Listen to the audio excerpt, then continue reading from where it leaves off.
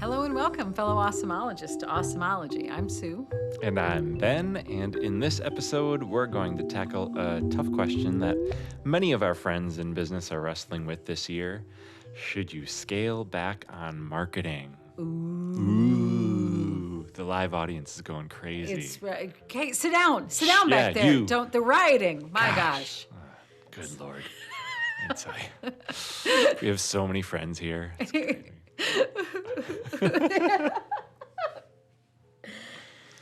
And this is really not just one of those marketing questions, quote unquote, air quote, marketing questions that not just marketing people are dealing with, right? Anybody who is maybe running a small business all the way up to the C-suite of a Fortune 500 company, which seems impossibly wealthy to me, they're considering their budgets. Right.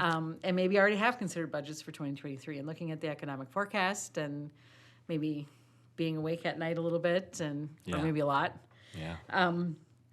And when we talk budget cuts, marketing is very often the first one on the chopping block. If not the first, one of the first, right? Right, Yeah. right. Yeah.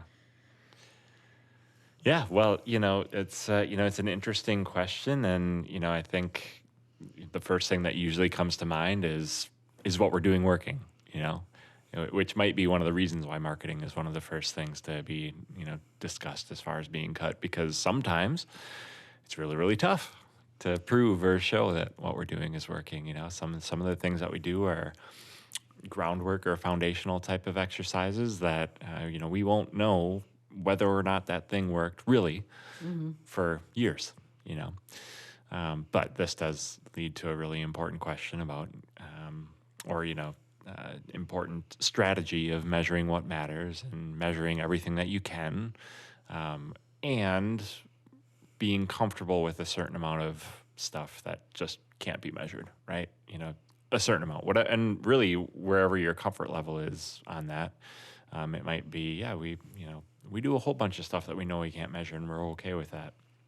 Another strategy that I'm sure some organizations put into place is we will only do things that we can measure, Right. And that's okay too. Right. Most are probably somewhere in between, right? Yeah. I would be really interested to see an organization only doing things they can measure. Yeah. What a really laser-focused strategy that would be. Yeah. And what would they be leaving on the table? Right. Because they can't measure it. Mm-hmm. Yeah. Yeah, but, give and take are good and bad with that, right? Like, maybe you're missing out on some opportunities. Maybe there's some spaces that competition is in that you're just not. But could you literally say, every single dollar that I spend on marketing, I can tell you its impact? And that's maybe a little utopian, but sounds pretty awesome, doesn't it? Right. Sounds like you would have less fear of having that conversation about why are we spending what we're spending. Right. Because you would have all of that data behind it. Yeah. I think that there's a more and more like growing understanding that some of marketing is like experiential, right? Or it's like a testing ground, or like a kind of an opportunity to try some things knowing that it's not all going to work, right? So even in this, utopian hypothetical scenario that we're talking about here, which I don't know, maybe it's not even hypothetical. It's probably real for some organizations, right? Knowing that you have this testing opportunity within marketing, you could, if you were actually measuring everything, you'd be getting results. So just by measuring everything doesn't necessarily mean that you'll be able to show that everything's working, or Right. that Right. Every dollar is super well spent or super effective or anything. But you could at least say, well, this bucket of money over here is not working. It's not doing anything for us, but you learned something, right? And then you can tweak or change what you want to do next year. So, or next year, next time, whatever time frame you're working within. But so yeah, I don't know. It's interesting as we're sitting here kind of like freestyling on this topic of measuring absolutely everything. It's interesting to think about what that might look like and which things we do that would just go away because we can't measure it. Right. And what would be our comfort level with that? Yeah. Yeah, and maybe things that would go away, and I think the top thing that I think of here is social media. They would go away because even though we have a metric, the metric isn't necessarily meaningful. Right. Yeah. So, you know, Yeah. yeah, Not always, anyway. not right? always. Yeah. The other, I guess, change that this could make is how your workload or time is dedicated, because measuring isn't free. Right. Like it may like literally cost you money, or it's taking you time to put those measurements in place, to check on them, to understand them, and all of that. So it's not like there would be some huge time savings by just cutting stuff that you couldn't measure. You'd probably be rededicating a lot of that time to the measurements you are making and the understanding of all of that, which could be a nice trade-off. Right. Right. But before we get there, we already got there. I don't know why I'm saying before we get there. Because I'm trying to get us back onto the notes that we have. Loosey-goosey though they may be. You know what? Let's start here. Blanket statement. Ben, I am coming to you as a small business, small credit union, nonprofit. Blanket question, should I scale back on marketing for 2023 because of what I'm afraid of? Yeah. Well, I'm going to do exactly what Ben Bauer does when you ask me questions like this and sit happily in the middle. Give you a very diplomatic answer. Oh, please. But I do think that there's, I could be as bold as to say yes or no, right? But I could be more honest with myself and say that it depends. And I think this is your take on it too, right? Like it really, really does depend on what you're doing, what you're trying to do, who you're trying to attract.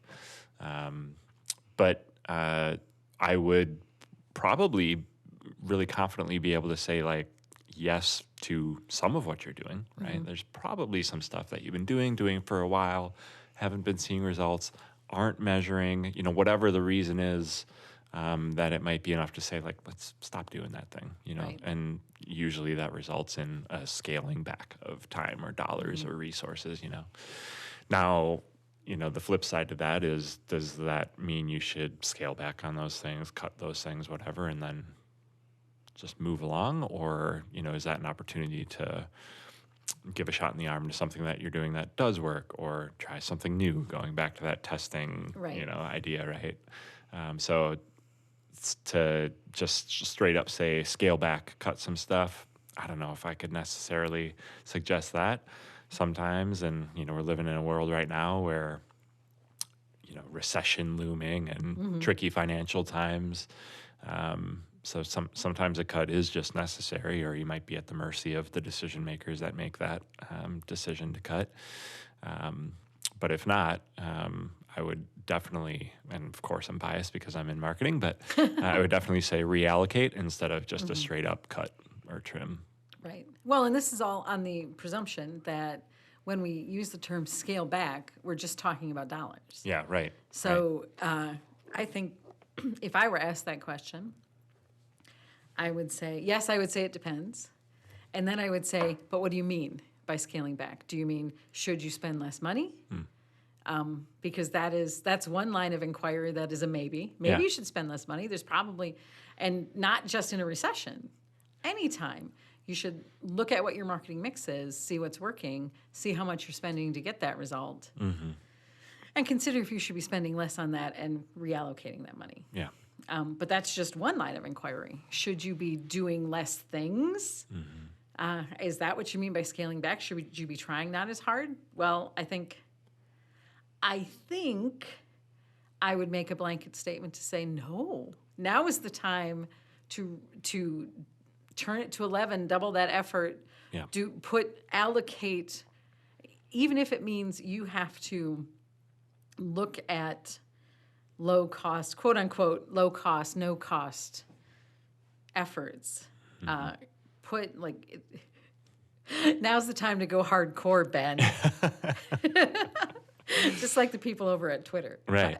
But seriously, I signed my agreement, by the way. good. I'm totally Good. going I am more going to have to hardcore. ask you, in terms of this podcast, to sign an agreement We're saying, so hardcore. saying you're going hardcore. But when you know things are going to be on a downturn, that is the time. I mean, it is an exciting time. I think it gives people a lot of dread, but I think we both come from this this line of thinking that part of the excitement of marketing is the puzzle of it, right? Yeah. Yeah. So there is a lot of opportunity in that economic downturn. Right. And if what you're going to say is, well, I don't have any money and it's not going to work anyway and everybody's sad. Yeah. So forget it. And I'm just going to I'm going to go over there and eat dirt. Don't do that. Yeah. Say, what does this open up for me? What am I doing that I need to stop doing? What are the things that we can do for less money? What are the channels that are more effective that I haven't tried because we've always done this same thing? Yeah. What is the crazy thing? What is my Wendy's? And, we're in Wisconsin. My Wendy's, my Quick Trip, my persona that I could be doing essentially for free. What is the thing that would elevate me that wouldn't mean I'm investing more money, but would mean I'm still standing out from the crowd? Yeah.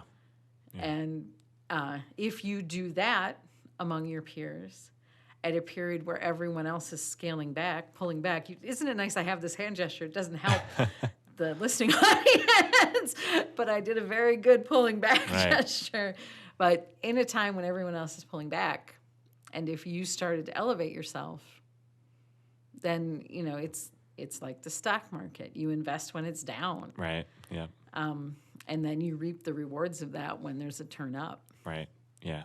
Yeah. No, that's a great point and all, really sound advice. I mean, I love the fact that you use the word opportunity so many times as you were just talking, because it really is an opportunity. And I think that there's actually something really exciting about the time that we're in right now, in that I think it's pretty safe to make an assumption that a lot of competition are of that mindset of, I need to cut, I need to scale back, I need to save all my money, I need to put all those acorns away until, things are shiny again.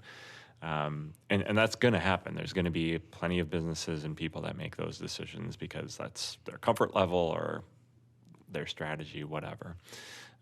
So let's take advantage of that. And I've been fortunate that, with whatever line of business I've been in the last 20 years, there's been a pretty proactive and progressive strategy when it comes to times like this, where there's still been, a real emphasis and dedication to marketing and making sure, and I'm using marketing as a really big term there, like community involvement, community engagement, some of the stuff that we can do that doesn't necessarily mean spending more dollars, but just being more involved, being out and about, being present, and that's, kind of like back to your point of, it doesn't always have to be about dollars. It might just be, what are we doing?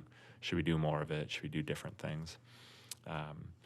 So luckily, I've been at a place where marketing has been a priority, and that opportunity's always been kind of maximized in downturns like this. And I'm thinking of like the '08 housing, scenario, and even, pandemic, in the last couple of years, it got pretty scary for a while, and some people started to kind of peel back or pull back on some things. And we've always been pretty, present in times when it's easy to justify scaling back, Yeah. Well, and I think when I think about the pandemic, and actually I just started I had this conversation with someone 30 minutes ago, literally, where I sort of threw out this idea that I hadn't really been thinking about too much, but now I will think about nothing but it. That it's an exciting time in the same way that the pandemic was, as scary as it was. Yeah. It broke down a lot of walls for people. It changed people's views on the world. And when you have a paradigm shift, that's a marketing word. When you have such a big paradigm shift, it gives you an opportunity to look at things with fresh eyes. And I think the benefit, if you can call knowing that you're going into a recession a benefit, the benefit is that people have experienced recessions before. The pandemic was 100-year, you know, there is historical precedent, but none of us were alive to know what happened. A recession, though, we have been through a recession. We know that people act in predictable ways, or it's a pretty binary thing. People are either going to act predictably or entirely unpredictably. Those are the two things that will happen. And since we know that there is some possibility of total unpredictability, then we deal with that when it comes.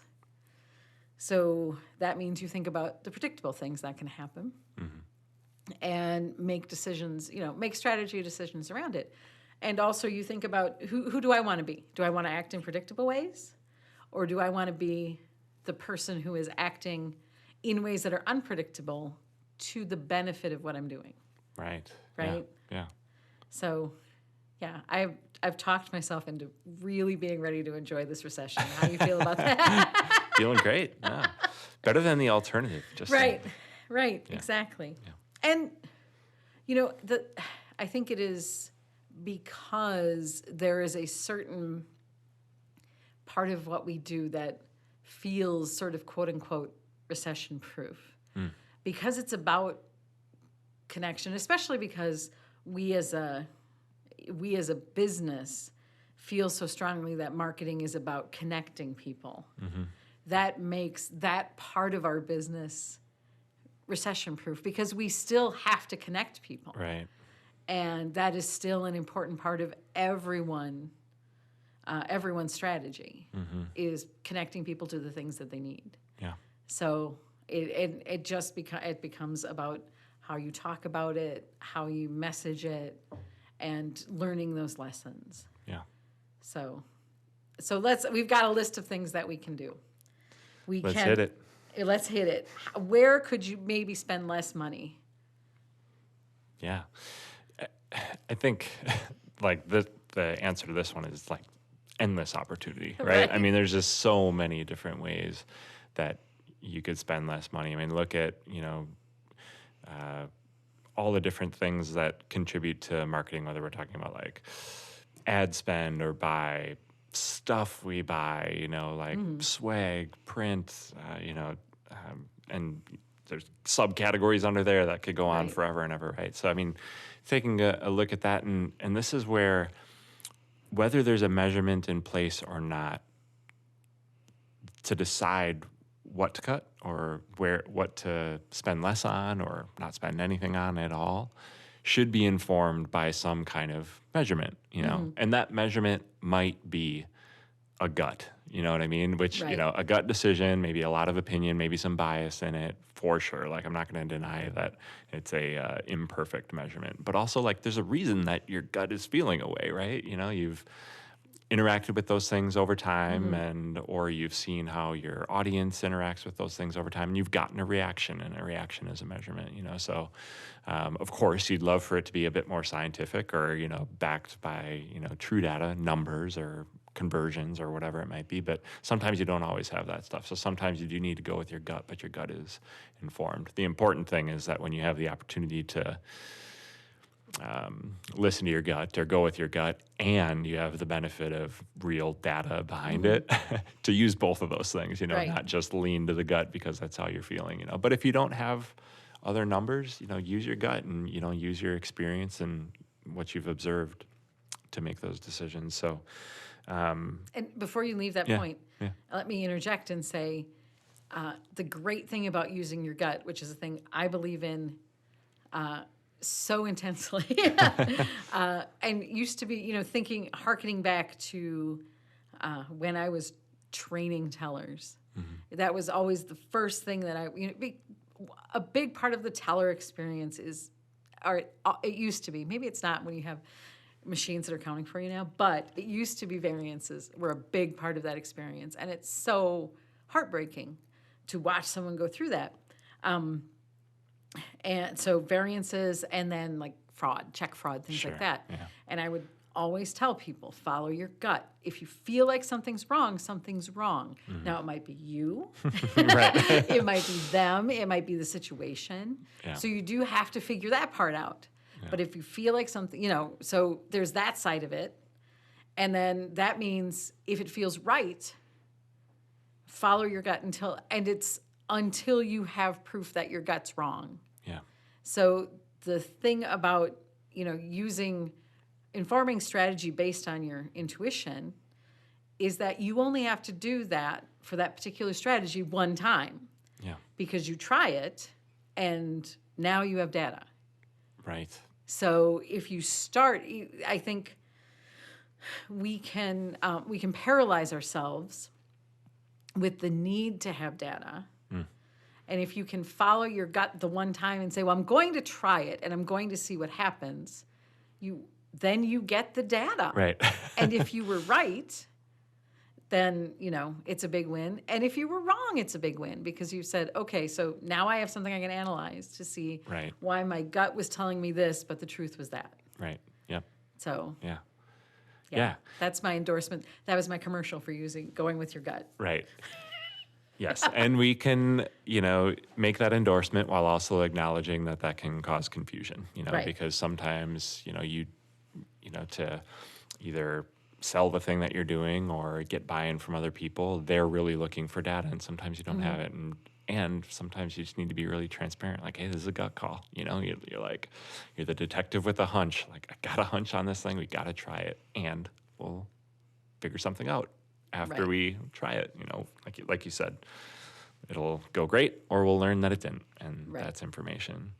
So and I think this can be applied to big splashy campaign you're trying to create, or like which event do I do, or which promo item do I order, and same, like use your gut. If you're ordering that thing and something in you is telling you like, yeah, I don't know if people are going to care that they get this at that event. Well, like, there you go. There's some information. Like, if you're questioning it, yeah, they're probably not. So get something different. Right. And, this is one of those examples of where it might not wind up resulting in like a straight like drop in spending or a complete cut or something, but it might mean that you're making a decision to do something better or be a bit more efficient, Same thing for like community engagement or community involvement type things. Like when we are cutting dollars, when we straight up have to cut dollars, sometimes we can make up for that resource in a rededication of time.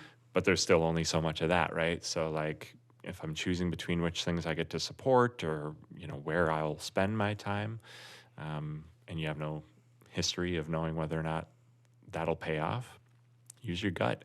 And sometimes maybe make the decision based on like what you will enjoy more, like what you'll get more joy out of. Because my guess is if you're choosing between this event or that event or this cause or that cause, and if you lean on the thing that you think will bring you more happiness, you're probably going to see better results because you're going to be in a better mood when you're there. Right. You're doing something that you care about, right? And this hopefully aligns with what the organization's trying to do and their values too.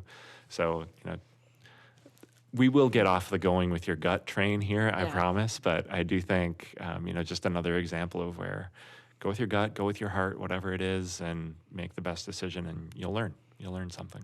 Yeah.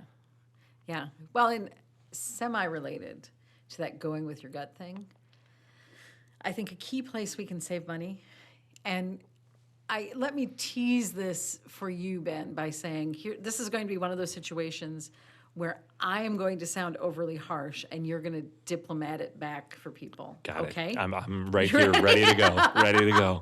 So, a key place you can save money is by letting go of other people's expectations. Ooh. So, things like you mentioned swag, and not to go for. I'm hard on the commercials this time, so I'm working on a blog post right now.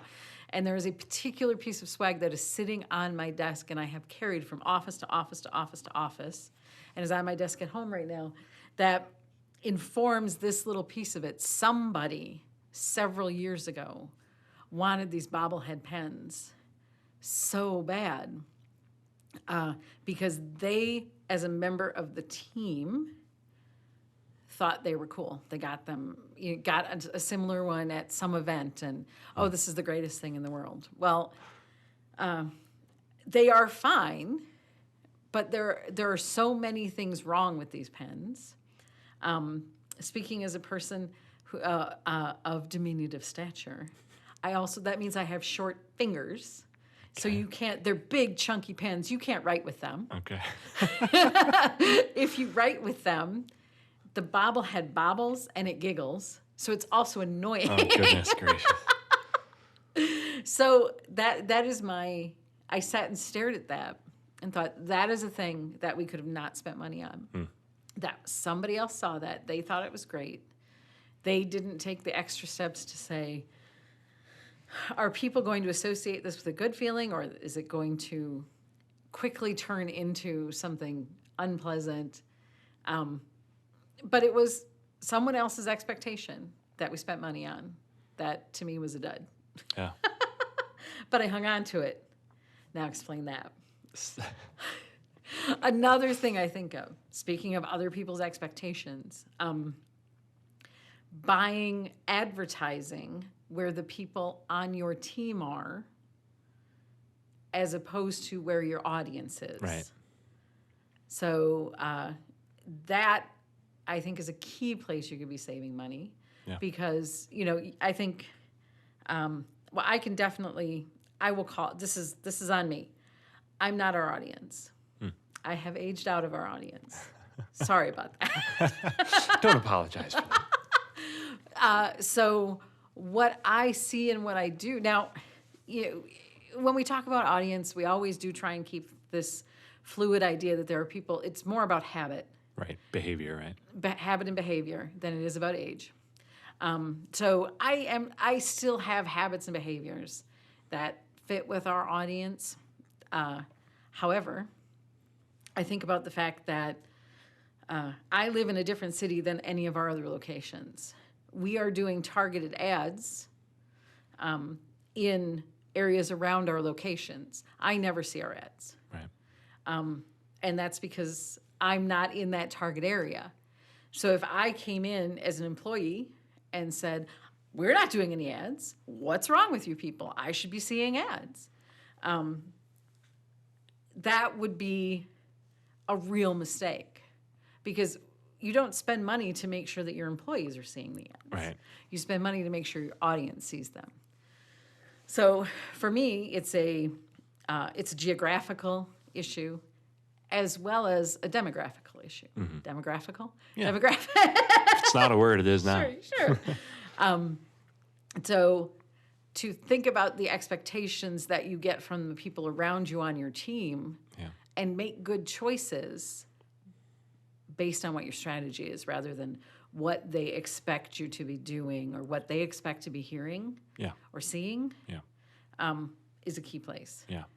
On the expectations topic, I'll just also add, and speaking of spaces and stuff, where your competition is as well.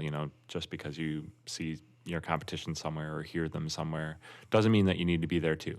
Right. Now, it may be part of your strategy is, hey, we're going to, wherever they are, we are. We're going to make sure that we're a part of the consideration anytime they are. If that's your strategy, great.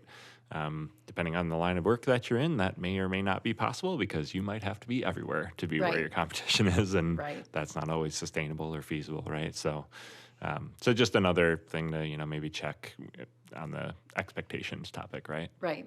So.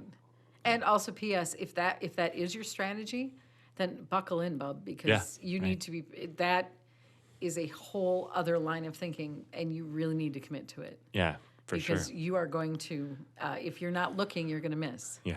Well, and it goes beyond where your ads are placed. It's, where your locations are, where your brick and mortar is, where your product is. The example that I think of when we're on this topic is Topgolf. Back when Topgolf blew up, and I don't know, maybe it's still blowing up. There's I can't remember the name of the business now, but it's like an indoor skydiving company. I can't remember the name of it, but you go in this big tube and you can skydive inside. Anytime that a Topgolf was being built, 6 months later, the skydiving place was built across the street because, you know, it's just common for the bachelor party or whatever, the groups of people that would go and do Top Golf. The next thing they do is go do this indoor skydiving. You know? So they like are totally piggybacking off of another entertainment competition, you know, and which is great. But you know, if you have the resources to invest in popping up a location wherever they are or spending ad dollars wherever they are, it might work for you. But like you said, buckle up. Right. And don't miss it and don't deviate from it, because the minute you do, then all of a sudden it's, you know, you see the cliff. Right. You know? Right. So. Yeah. I'm really glad you pointed out the location thing, because I do think that's a thing that, especially, you know, for credit unions that have, or other businesses that have multiple locations, I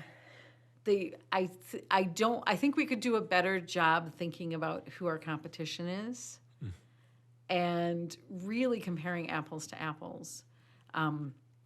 Because taking that and then marrying it with the marketing strategy. So if we're in a space that the people we think are our competition, quote unquote, aren't, then are they our competition there? No.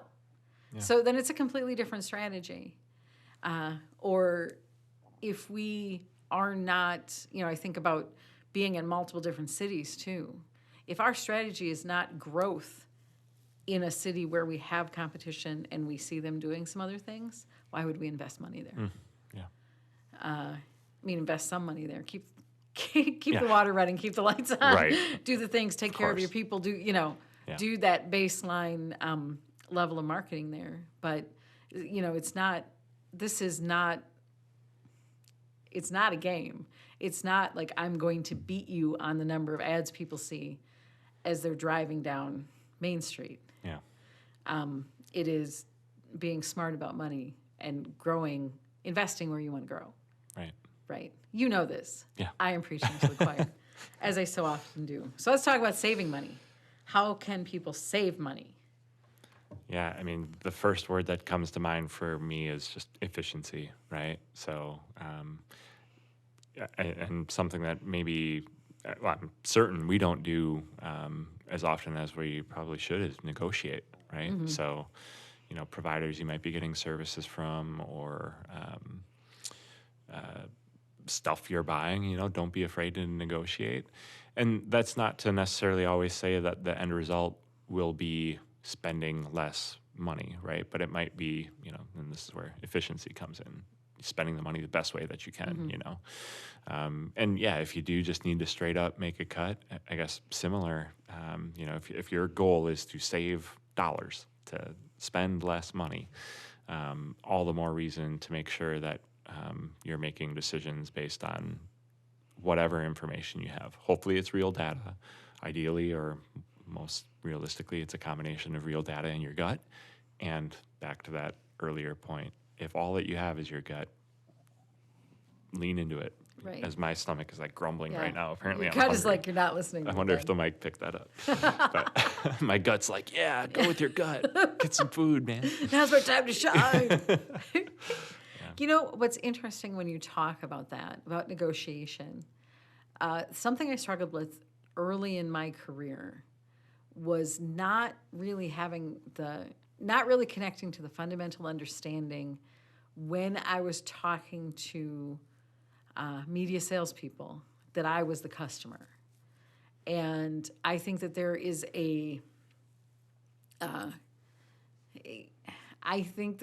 my perception is, I want to be very careful here. This does not apply to every media salesperson. But I think that the people that I dealt with came in with an attitude like they were giving me a gift. And I, as a young and inexperienced person, took their attitude on that they were giving me a gift. They bring in data, they tell you all the things, they tell you how great it's going to be, and they place it on you to find the money that they need, right? And I fell victim to that early on. And it wasn't until I really sat down and thought about it, because I think they perpetuated this feeling of like, we're the media. Yeah. So you have to, you give us money because we're the media, right? It's that simple. And it wasn't until I stopped and went, I am not sure what you're doing to earn my money.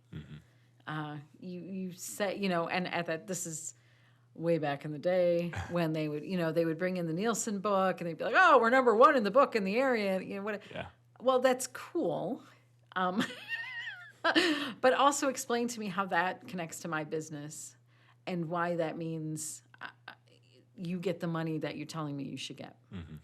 And when I started to be able to say, well, whether you're number 1 in the area, number 5 in the area, number 7 in the area, this is how much money I have. So your Nielsen book is only a small part of this consideration. If I don't have the money, I don't have the money. Yeah. And it is up to you if you can find me the advertising I need for the money I have. If you can't, that's cool. I would prefer, you say you're number 1 in the area. Everybody says it, but yeah, I would like to work with number 1 in the area, but if you can't give me what I need for the money I have, then I can't work with number 1 in the area. Right. So Yeah. But that also is why I made the girl from the radio station cry, because I told her that their prices. I realized I was the first one to tell her that their prices were arbitrary. And I don't think she knew what to do with that information. So she started to cry. Oh, goodness. Yeah. That's a story for another episode. Yeah. But yeah. So yes. So negotiate. Have an efficient use of your money, and hold anyone who is going to sell you advertising. Hold them to the standard of connecting it to results for your business. Right. If they can't do that, then find someone that will. Yeah. There's no spot for number 1 in the area on the balance sheet, right? Right. Exactly. You can't deposit that. Yeah. Well, and to tie the bow on that story, when I started to, we were heavy in, all you had was radio and TV at the time. This is at a time where people were still debating whether a credit union needed a website. So the salespeople who I could say, I could have that conversation with, like I could have a face-to-face and say, here's the money I have, find me what I need for the money that I can give you, and don't screw me over. The people who could handle that conversation were the people that I ultimately advertised with. I had great relationships with them. They knew that that I was always going to be honest with them. I felt they were going to be honest with me, because at a certain point, we just had a come to Jesus moment where I said, you can't, that technique isn't going to work on me. So we're going to have to do something different. We're going to have to be real people here. Yeah. And it worked well for me. Yeah.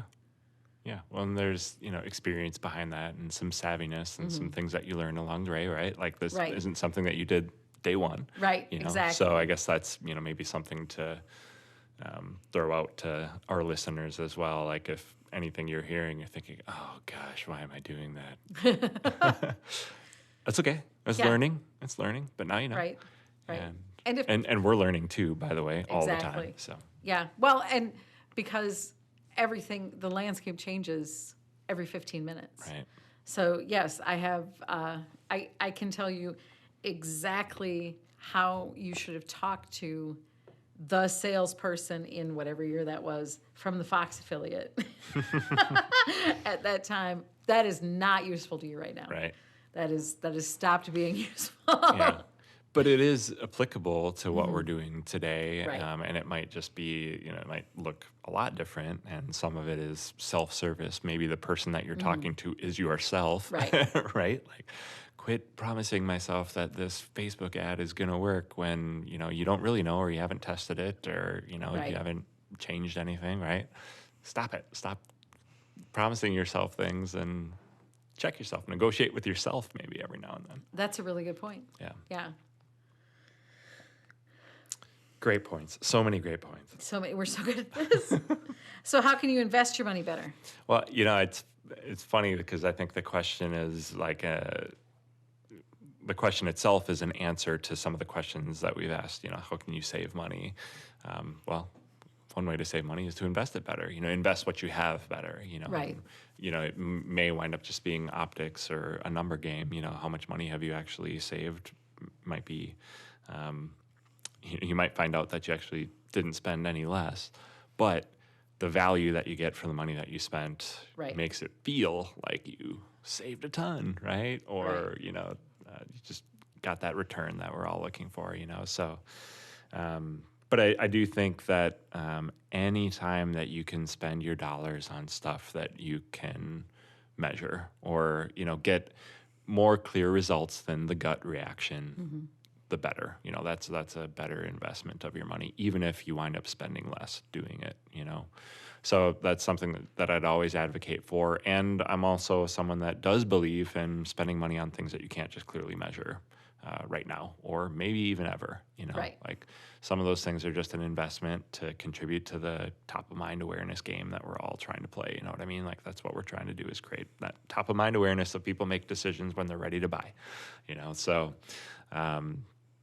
yeah, while there might be a comfort level with spending money on things that you can't measure, if you have a choice, go with the thing that you can measure because you're likely going to be held accountable to it, maybe only by yourself, but maybe by others, your clients, your board, your leadership, So I would just always advocate for leaning towards those things that you can measure. Yeah.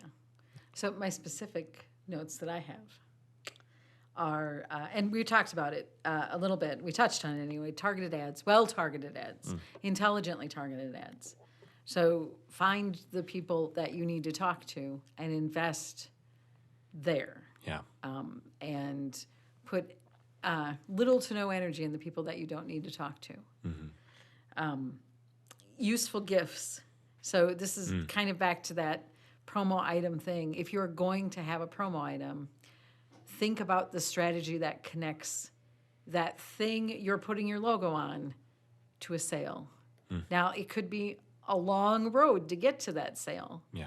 But I'm trying to think of something that's highly disposable. Band-Aids. Don't put, if you want to get if you want to have someone seeing your logo over a nice long period of time, however long it's going to take them to finally buy from you, something disposable, like don't buy Kleenex, don't buy, Yeah. I don't know, I'm thinking of the most disposable things. Yeah. Buy something that they are going to look at, touch, they're going to interact with frequently. Yeah. Invest in, like, I think about investing in quality. Right? That, to me, that is a place that you spend the money to ensure that someone is going to have that thing, a coffee mug, a tumbler, something that people are going to use over and over and over again, as opposed to, well, we can get 500 of this other thing for the same price as that 100. Well, if they're going to use that 5 times a week for the next 10 years, Yeah. you're making your money. Right. Do it, invest in it. Right. Yeah. And then well-curated events is another thing I have on my notes. And what is meant by that? Like using a high amount of care and concentration and mindfulness when you are going to spend money on, that probably the first thing that pops to mind for me is a member appreciation day, a customer appreciation event. Making sure that everything about that event is creating that connection that will bring people back. So nothing is you can get a good bargain on things, but it shouldn't be cheap. Sure. It shouldn't seem cheap, Yeah. right? Yeah. From the promo items you buy, if you're going to serve food, to the food you serve, to the drinks, to the setup, to, the activities. I think the investment you make is you get the best prices you can get to make the appearance, at least the appearance, of a really top shelf event, something that is memorable for people. Yeah. I think when I think about, we're in Wisconsin, you think about a brat fry, right? So you can do a brat fry. People love a brat fry. There is nothing like the smell of frying brats. So true. Yes, and people kind of like float on the smell Yeah. to your brat fry. But, you can do that well. You can do it really well. And you can curate that experience for people. Have the things people want. Make sure you understand the area you're in. Speaking specifically, if you want a really specific example, where we're at, you have to know we have one market. For our credit union, we have one market that goes through 4 times as much Sauerkraut. Thank you, as any other market. Yeah. So we have to get a gallon of sauerkraut, and it's a small thing. I mean, it's a large thing. It's a gallon of sauerkraut. Hey, yeah. But knowing your people, knowing what they want, knowing what makes that top shelf to them, the best experience possible, can make a huge difference. So invest the time and the money and things like that. Yeah. I love that we're combining top shelf and sauerkraut in the Yeah. same statements here. It's very, very Hey, true, man. by the way. Hey, who we dealing with though here? Yeah. It's central Wisconsin. Yeah. Yeah, I think I love everything that you said. I think, don't be tricked by the question of like, how can you invest your money better, and hearing words like top shelf and stuff. That doesn't always need to mean expensive. Right. It doesn't always, need to mean, over the top or anything like that. It really can just, I really don't want to overuse the word efficient, but efficient might be really at just maximizing what you're spending. Right. Do it well.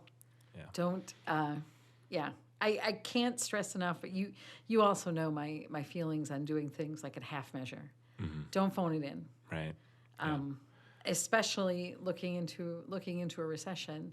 Now is not the time to do things at half measure, be lackluster, now is the time to be full measure. Yeah. Yeah. Or hardcore. Hardcore, that yeah. matter. Yeah. Let's stick with hardcore. Yeah. As long as it's, Yeah.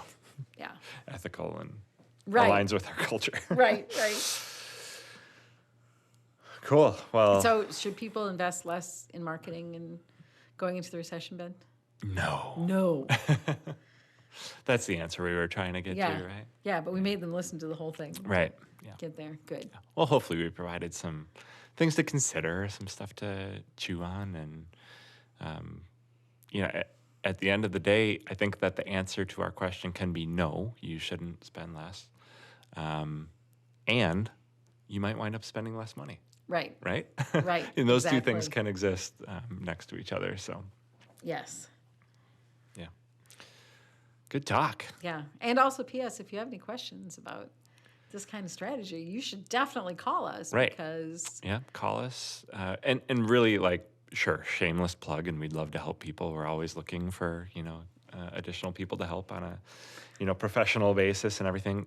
Or call us so we can just talk. Let's just Right. talk about it, because we're super happy to share our knowledge. And, we've got a mission behind what we're doing, and we'd love to just chat and see how we can help, or, guide you, to a decision, or connect you to somebody else that can help. I mean, really, we just want to create this happy little world where everybody's getting the help that they need. And sometimes Right. that might just start with a conversation. So don't hesitate.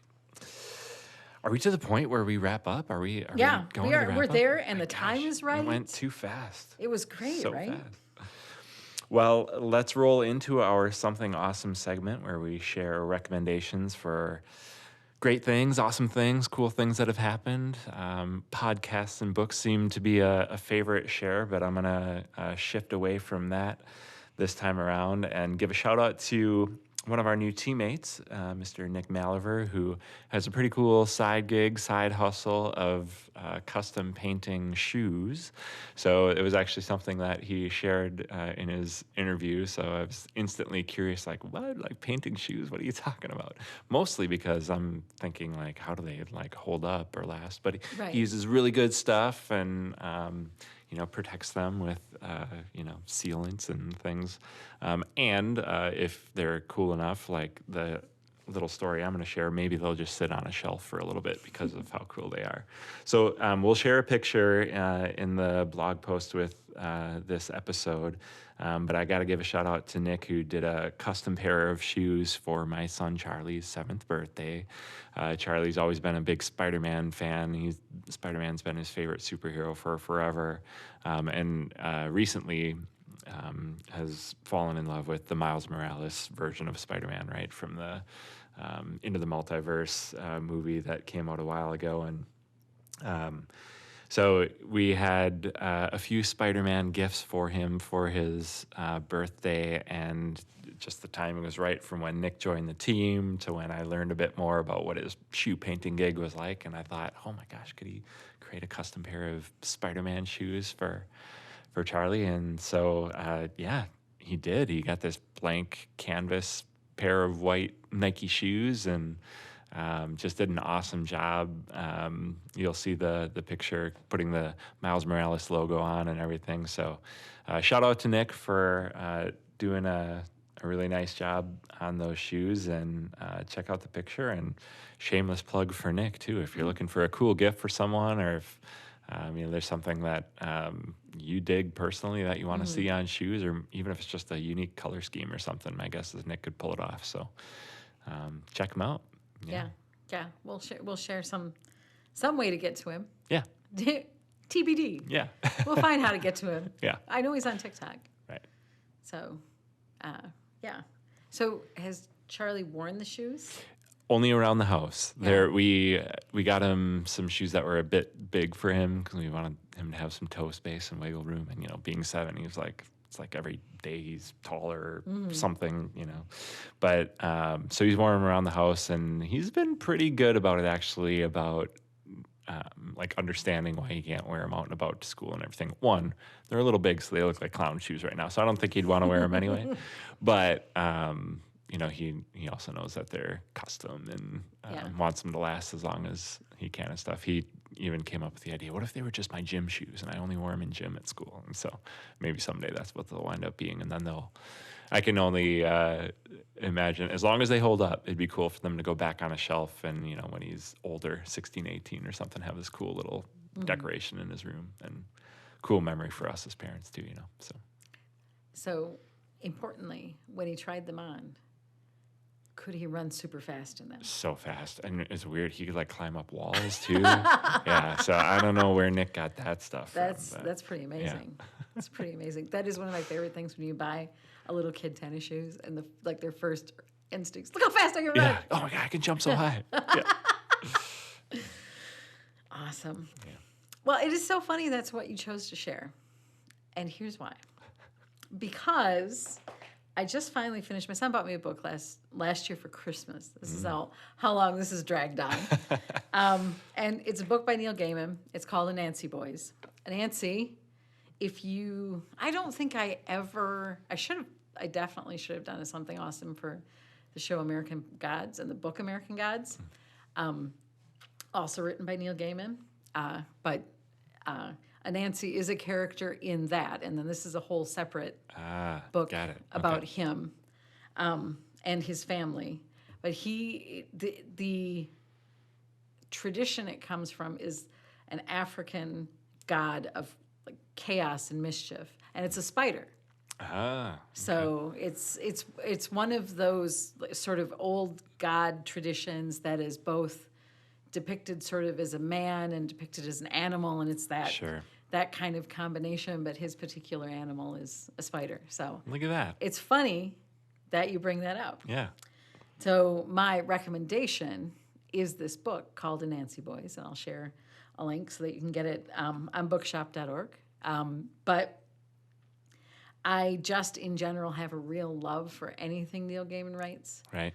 Yeah. Because he has a way of writing that is so melodic. It is so easy to read. It is so engaging, and yet so human. And so that is a recommendation I can give, and I can give it with absolute confidence because I have gone cover to cover now on that book, and I feel good about it. Nice.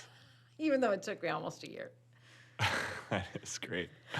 Yeah, I definitely echo the Neil Gaiman love. We bought the Graveyard book in September. I bought it ahead of Halloween, thinking like, get in the mood, whatever. And then started reading the first pages of it to Charlie, with Charlie. But it got a little, probably too intense for a 7-year-old. So I was like, I think Dad's going to finish reading this one first, and then maybe you can have it someday. But really good. I mean, and like you said, like melodic is just an awesome word to describe his writing for sure. So cool, great recommendation. And the American Gods. American Gods. What's that on, or where do you stream it? It was on Stars. I think there are 3 seasons of it. It has ended. Okay. But I'm happily a person that doesn't mind watching the thing before reading the thing. Yeah. Okay. Others might be a little more diehard the other way, but so I might have to check that out. Yeah. Check it out. And also, I think if I remember correctly, the book is really long. Okay. So even more reason for me to check out the show. Cool. Yeah. And also watch Sandman. Have you seen Sandman? No. Is that on Netflix? Good gosh. Now I can't remember. We have so many streaming channels because every time a new show comes out that we want to see, we just get the streaming channel, and then we really don't think about the fact that we are paying so many subscriptions. I know, right? Yeah. But Sandman, based on graphic novel by Neil Gaiman, and really also really, really excellent. Okay. Cool. So couple bonus something awesomes in this one. Yeah. Yeah. Speaking of something awesomes, whatever. We will include those links and the picture of Charlie's new shoes, which I have seen, and they are dope, along with the blog. And you can find that information either on your favorite podcast app, wherever you listen to podcasts, or you can go right on over to our blog, and that is exclamationqso.com/blog. But you can, on our website, if you go straight to !QSO, the 3 most recent blogs are right there on the front page. There they are. So that is always a fun little reminder that you can not just listen to this episode, but all of the other episodes too as well. That's right. 2 as well. Awesome. Thank you, Sue. And thanks, friends, for tuning in. We are your self-proclaimed professors of awesomology, reminding you that life's awesome if you make it awesome. We'll see you next time.